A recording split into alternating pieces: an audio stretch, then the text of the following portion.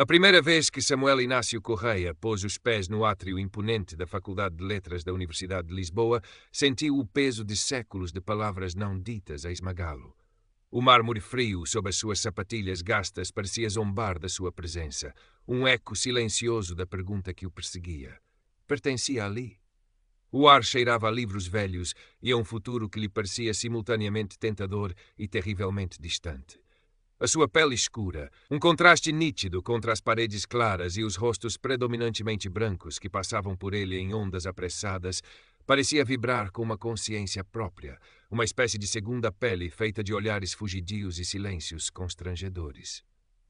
Samu, como a mãe, Esperança, carinhosamente o chamava, carregava nos ombros mais do que a mochila poída com cadernos e sonhos. Carregava a história dos seus pais, imigrantes angolanos que tinham cruzado o oceano em busca de uma vida que Portugal nem sempre lhes oferecera de braços abertos. Carregava o luto recente pelo pai, uma ausência que tornava os dias mais cinzentos e a responsabilidade de orgulhar a mãe ainda mais premente. E carregava o seu amor secreto, quase clandestino, pela escrita, a única forma que conhecia de traduzir o turbilhão de emoções que o afogava. Nos primeiros dias, a universidade era um labirinto de corredores desconhecidos e rostos anônimos. As aulas magnas, em anfiteatros que lhe pareciam catedrais do saber, intimidavam-no. Sentava-se sempre nas filas de trás, encolhido, tentando ser invisível, absorvendo as palavras dos professores como uma esponja, mas raramente ousando participar. A biblioteca, com o seu silêncio reverente e o cheiro a papel antigo, tornou-se o seu refúgio. Ali, entre estantes repletas de mundos por descobrir, sentia-se um pouco menos deslocado, um pouco mais ele mesmo. Foi numa dessas manhãs cinzentas, na confusão da cantina ruidosa, que o seu anonimato cuidadosamente construído se estilhaçou. Samuel equilibrava o tabuleiro com o seu almoço modesto, uma sopa e um pão com queijo, procurando uma mesa vazia, quando uma voz arrastada e carregada de escárnio o interpelou. — Olha lá, tu és o Samuel, não é? O caloiro exótico do curso. Samuel estacou. À sua frente, bloqueando-lhe o caminho, estava Gonçalo Vasconcelos. Alto, loiro, com uns olhos azuis gélidos que o analisavam de cima a baixo, Gonçalo personificava tudo o que Samuel não era. Irradiava uma confiança arrogante, a certeza de quem nasceu em berço de ouro e nunca conheceu um não como resposta. Ao seu lado, um séquito de rapazes igualmente engomados ria-se, cúmplice. Exótico, repetiu Samuel, a voz um fio. O calor subiu-lhe ao rosto. Sim, exótico. Não costumamos ver muitos como tu, por aqui em letras. Deves dar um toque de cor às aulas, não achas? Gonçalo sorriu, um sorriso que não lhe alcançava os olhos. O grupo voltou a rir. Samuel sentiu o olhar de toda a cantina sobre si. Alguns curiosos, outros indiferentes, uns poucos constrangidos. Ninguém disse nada. Engoliu em seco, o nó na garganta a impedi-lo de responder.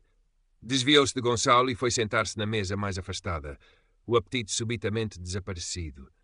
A sopa arrefeceu no prato, intragável, tal como o gosto amargo da humilhação que lhe queimava o peito. Naquela noite, no seu quarto minúsculo no bairro social que partilhava com a mãe nos arredores de Lisboa, Samuel pegou no seu caderno de capa preta e escreveu, a caneta a rasgar o papel com uma fúria contida. Tinta da minha pele, grito que ninguém quer ouvir.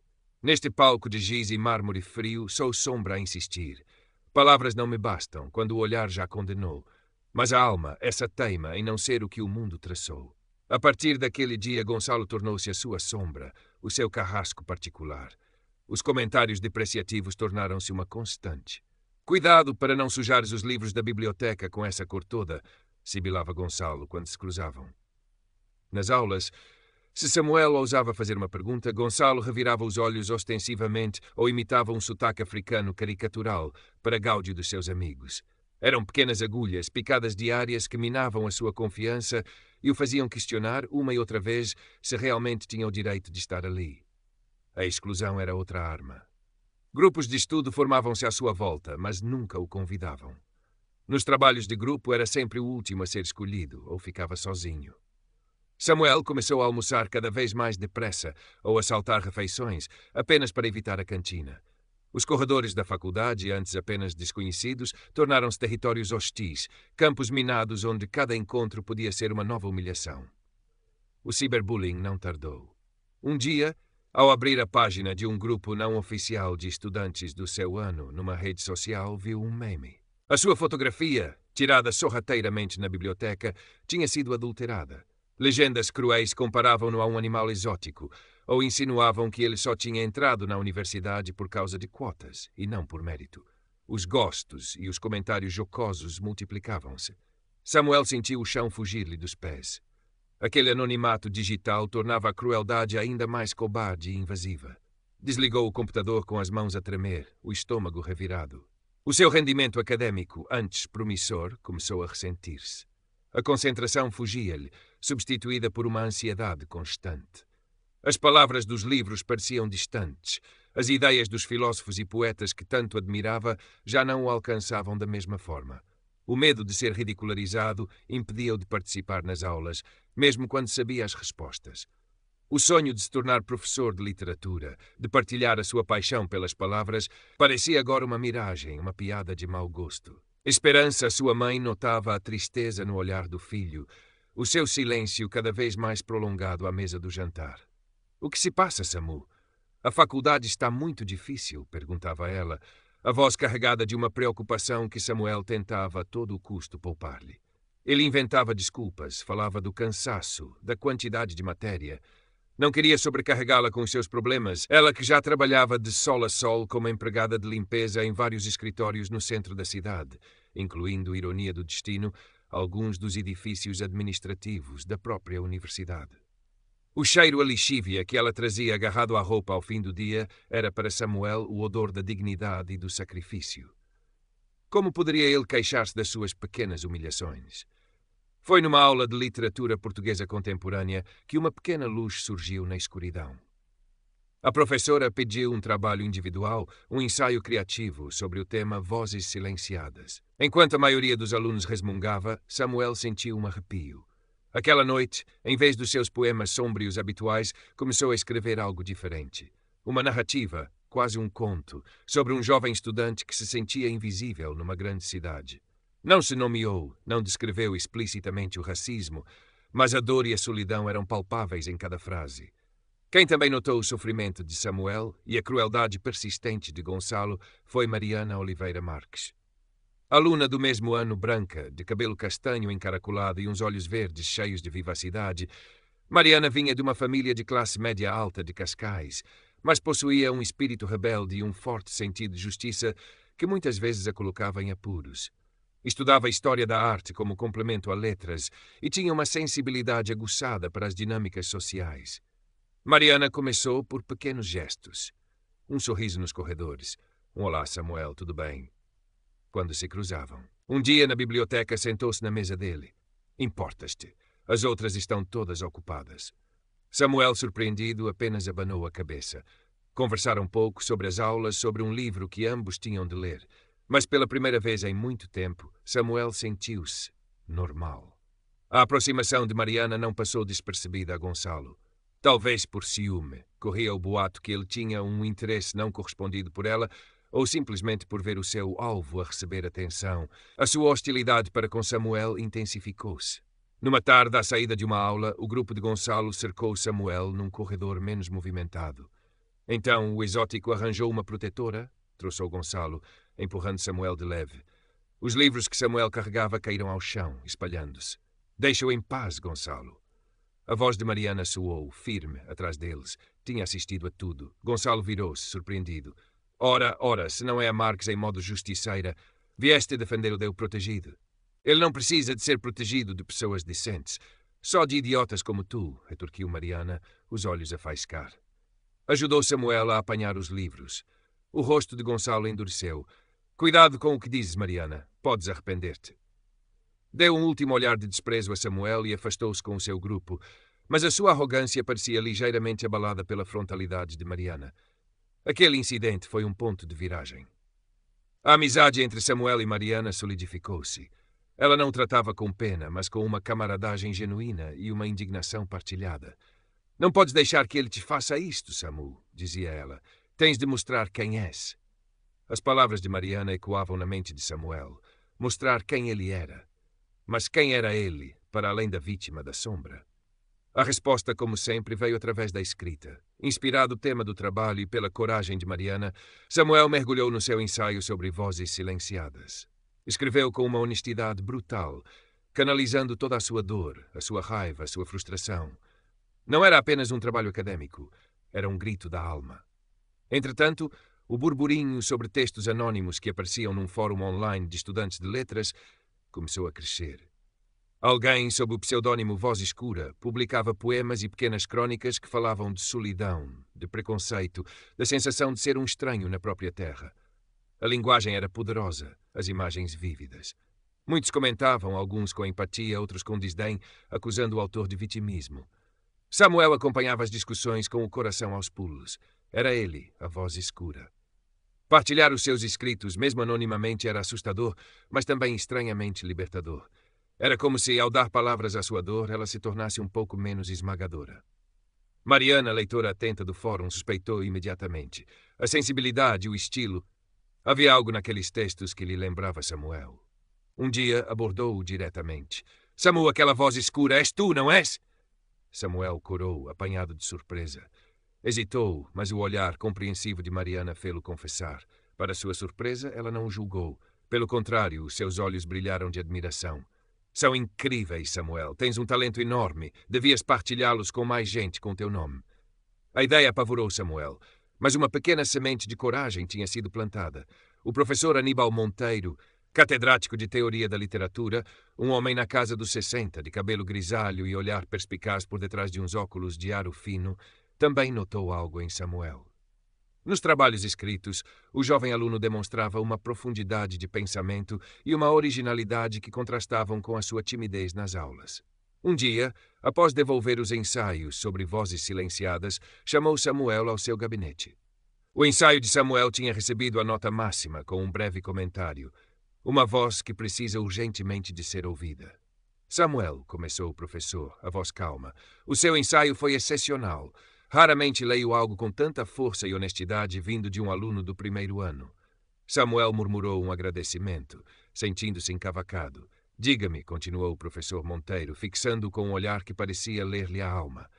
Esta voz silenciada que descreve é apenas ficção, ou há algo mais que gostaria de partilhar? O coração de Samuel disparou. Seria aquela a sua oportunidade? Ou uma armadilha? Olhou para o professor, para os seus olhos que não continham julgamento, apenas um interesse genuíno. E pela primeira vez Samuel falou. Não sobre Gonçalo diretamente, não sobre os incidentes específicos, mas sobre o sentimento geral de não pertença, sobre o peso de ser constantemente julgado pela cor da sua pele, sobre como a escrita era o seu único refúgio. O professor Monteiro ouviu atentamente, sem o interromper. Quando Samuel terminou, houve um momento de silêncio. A escrita pode ser um refúgio, sim, disse o professor, finalmente. Mas também pode ser uma arma, uma forma de reivindicar o seu espaço, a sua voz. Não a silencie, Samuel. O mundo precisa de ouvir o que tem para dizer. As palavras do professor Monteiro, juntamente com o apoio constante de Mariana, começaram a operar uma mudança subtil em Samuel. O medo ainda lá estava, mas já não o paralisava por completo. A semente de coragem começava a germinar. Gonçalo, por seu lado, sentia a sua influência sobre Samuel a diminuir. A amizade de Samuel com Mariana, a rapariga que ele secretamente desejava e que o desprezava abertamente, irritava-o profundamente. Os rumores sobre os textos da Voz Escura também o incomodavam. Havia quem dissesse que eram sobre ele, sobre o ambiente tóxico que ele criava. Decidiu que precisava de uma cartada final, uma humilhação pública que colocasse Samuel no seu lugar de uma vez por todas. A oportunidade perfeita surgiu com o anúncio do Sarau de Poesia Anual da Faculdade, um evento popular que atraía muitos alunos e alguns professores. Vais ver, Samu, disse Mariana, os olhos a brilhar de entusiasmo. É a tua oportunidade. Inscreve-te. Lê um dos teus poemas. A ideia fez Samuel estremecer. Ler os seus textos mais íntimos em voz alta para uma plateia onde certamente estaria Gonçalo e os seus amigos parecia um pesadelo. Não sei, Mariana. E se eles? E se eles o quê? Rirem? Deixa-os rir. A tua voz é mais forte que o riso deles. O professor Monteiro também vai lá estar. Ele adoraria ouvir-te. Nos dias que antecederam o sarau, Samuel viveu um turbilhão de emoções. Medo, ansiedade, mas também uma estranha e teimosa esperança. Escreveu e reescreveu o poema que pensava ler, um poema chamado Tinta da Minha Pele, que condensava toda a sua jornada, a sua dor e a sua busca por dignidade. A mãe, Esperança, percebendo a agitação do filho, perguntou-lhe o que se passava. Samuel, desta vez, contou-lhe sobre o sarau, sobre a possibilidade de ler um poema seu. Não entrou em detalhes sobre Gonçalo, mas Esperança, com a sua intuição de mãe, percebeu que havia algo mais em jogo. Faz o que o teu coração mandar. Meu filho, disse ela, apertando-lhe a mão. A tua voz é bonita, deixa que a ouçam. Decidiu secretamente que iria assistir, convidada por Mariana. Chegou a noite do sarau. O pequeno auditório da faculdade estava cheio. Samuel, nos bastidores improvisados, sentia as mãos suadas e o coração a bater descompassado. Espreitou para a plateia e viu Mariana acenar-lhe, encorajadora. Ao lado dela, sentada discretamente, estava sua mãe. Um nó formou-se na sua garganta. Viu também Gonçalo e o seu grupo, sentados nas filas da frente, já a cochichar e a rir entre si, claramente à espera de um espetáculo. Vários alunos subiram ao palco. Houve poemas de amor, poemas existenciais, alguns engraçados, outros mais sérios. A cada nome chamado, a ansiedade de Samuel aumentava. Finalmente, a apresentadora anunciou. E agora, com um poema original intitulado Tinta da Minha Pele, temos Samuel Correia. Um silêncio expectante pairou no auditório enquanto Samuel caminhava para o microfone, as pernas a tremerem. Sentiu os olhares todos sobre si, especialmente o de Gonçalo, que tinha um sorriso de puro escárnio no rosto.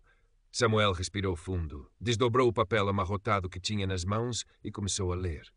A sua voz no início era quase um sussurro, frágil e hesitante. Tinta da minha pele. Não é pecado, nem maldição. Os amigos de Gonçalo soltaram risinhos abafados. Samuel vacilou por um instante, os olhos fixos no papel, o rosto a arder. Mas então lembrou-se das palavras de Mariana, do olhar do professor Monteiro, do sorriso encorajador da sua mãe na plateia. Ergueu a cabeça. É a tela onde a vida desenhou a minha canção. A sua voz ganhou um pouco mais de força. Continuou, e à medida que as palavras fluíam, a sua voz tornava-se mais firme, mais carregada de emoção. O poema falava da dor dos olhares que ferem, do peso das palavras não ditas, da solidão de ser diferente. Mas falava também de resiliência, da beleza da sua herança, da teimosia da esperança. E se esta tinta escura ofusca o vosso olhar cansado, é porque nela brilha o sol de um continente amado. Não peço que me entendam nem que me deem a mão, apenas que me deixem ser a cor da minha própria nação. As palavras ecoavam no auditório, agora em silêncio absoluto. Já não havia risos. Os rostos na plateia revelavam uma mistura de emoções, surpresa, desconforto, empatia. Alguns professores assentiam lentamente com a cabeça. Mariana tinha lágrimas nos olhos. Esperança, sua mãe, sorria entre lágrimas de orgulho. Samuel terminou o poema com a voz embargada, mas firme. Porque a tinta da minha pele não é corrente nem prisão. É a assinatura da minha alma na vasta folha da criação. Houve um segundo de silêncio total, pesado, quase palpável, e depois um aplauso tímido começou, vindo de Mariana e do professor Monteiro. Logo se juntaram outros e mais outros, até que uma onda de aplausos calorosos encheu o auditório. Não todos, claro.